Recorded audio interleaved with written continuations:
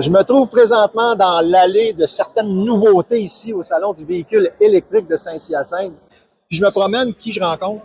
Martin Archambault. Le podcast Silence, on roule, la référence dans les podcasts. Si vous voulez vous informer au niveau de ce qui se passe en électromobilité, là, ben c'est lui la référence. Martin, comment tu vas? Ça va très bien, merci. Je suis content de te voir, mon C'est ami. pas moi la référence comme les gens qui viennent au podcast. Hein, on comprend bien qu'on essaye de mettre en valeur les acteurs du milieu puis donner de l'information. C'est d'excellents chroniqueurs, ça aide bien gros. Ah oui, un de mes préférés, Stéphane Levert. Salut Stéphane, si tu écoutes. Puis oui, c'est vrai, tu réussis toujours à avoir des excellents intervenants dans tes podcasts. Puis c'est toujours très, très instructif. Fait que mon objectif en te voyant ici, c'est vraiment de dire aux gens là, qui font partie de notre gang ici, là, allez vous abonner. Je l'ai fait sur Facebook l'autre jour, mais allez-y.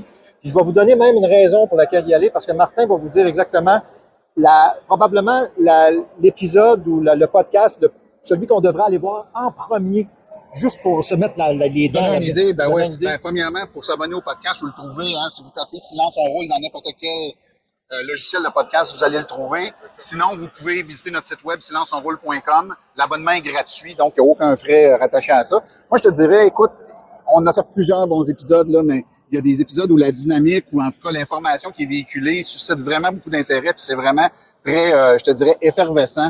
On en a fait un épisode hors série, l'épisode hors série 54, où on parlait des bonnes manières ou de l'éthique lorsqu'on va se recharger sur des bandes publiques. On avait 3-4 invités en studio, puis tu sais, il y a des choses que la loi nous empêche pas de faire, mais le gros bon sens devrait nous dire de pas faire. Puis des fois, le gros bon sens, on l'a laissé à la maison, il n'a pas embarqué dans le genre.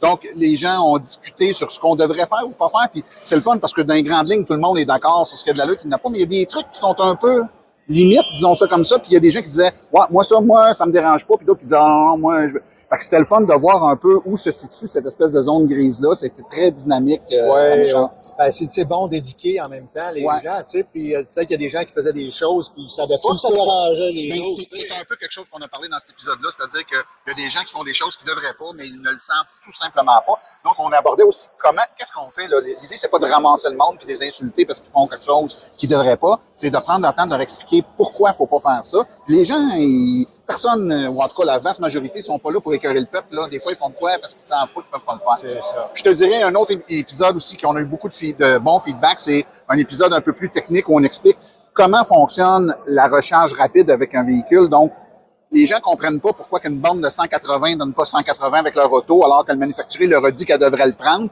On essaie d'expliquer un peu les facteurs qui influencent, puis comment, c'est quoi cette communication-là qui est entre la borne et la voiture, cette espèce de danse là qui est entre les deux, puis comment ça fonctionne, puis pourquoi des fois je change à 60, des fois à 120, puis des fois à 180. Ben, c'est tout intéressant à savoir. Fait que là, vous voyez, là, si vous n'avez pas encore votre abonnement au podcast, là, c'est toutes des informations que vous manquez. C'est des choses qui peuvent réellement enrichir votre vie dans l'électromobilité. Ouais, ou en tout cas, la rendre plus facile. Puis si les gens ont des questions après ça, ben ils peuvent nous écrire via notre site web. On répond à toutes les questions. Ben souvent, même dans les podcasts suivants, on répond aux questions. Oui, c'est vrai, ça alimente un peu ton feed en même temps. Puis moi, j'en ai une préférée. En fait, même deux. Là. Ah ouais. C'est dans les épisodes hors série, vous allez voir. C'est en rapport avec la protection de son VE. Hein? Ah ben oui, vous étiez passé avec Stéphane. Avec Stéphane Levert, j'ai fait une entrevue de pas une trentaine de minutes. On démystifie le parquet versus le vinyle, le nano-céramique. Qu'est-ce que ça prend pour réellement protéger une voiture?